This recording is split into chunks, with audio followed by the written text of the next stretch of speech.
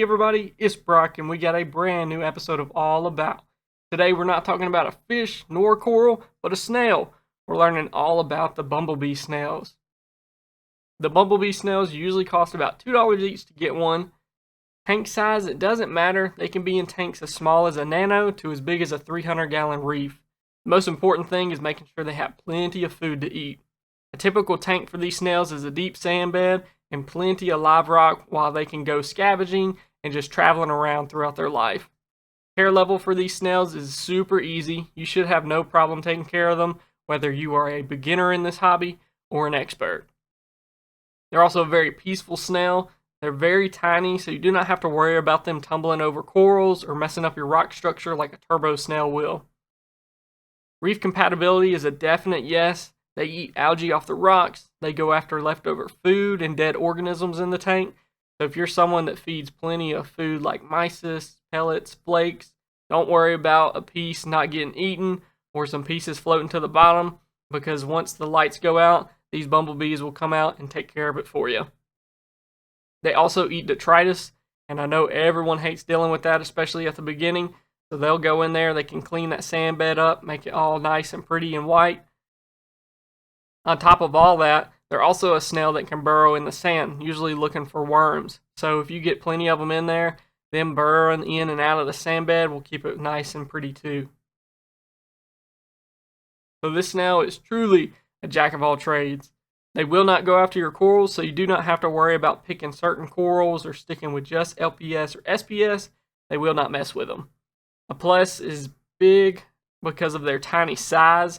They're able to get right up next to those corals for cleaning and not actually tumbling them over. Your little frag plugs stay nice and pretty. Temperature, you want to keep it 72 to 78. The ones in my tank are 78 degrees and they're doing great. DKH, I would keep 8 to 12, pH 8.1 to 8.4, and keep your salinity in check at 1.023 to 1.025. Your water levels are very important when it comes to inverts because they can be so sensitive to changes. A spike in nitrates or an acclimation too quick causing the salinity not to match can actually cause them to perish. So take your time with the drip acclimation whenever you get them, and also just stay on top of those water changes and make sure those levels stay in check. Max size, super tiny. Like I've been saying, they're maybe a quarter of an inch is all they're going to get.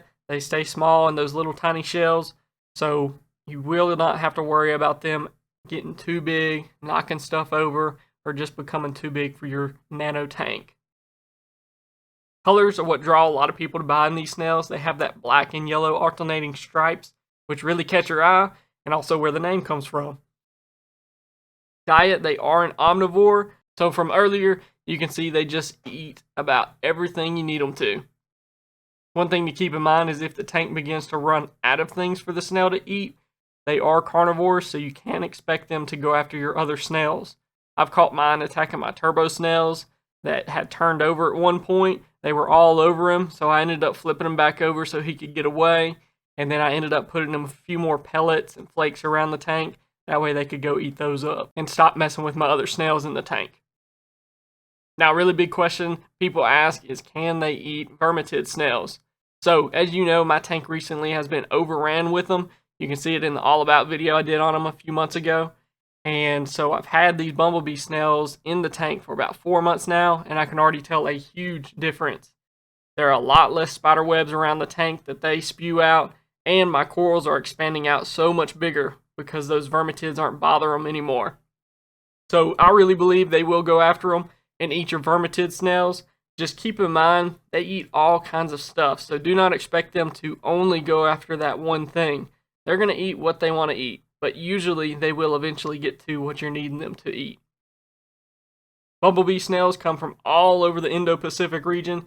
You can get them in Hawaii, all the way over to Indonesia, so they're all over the ocean.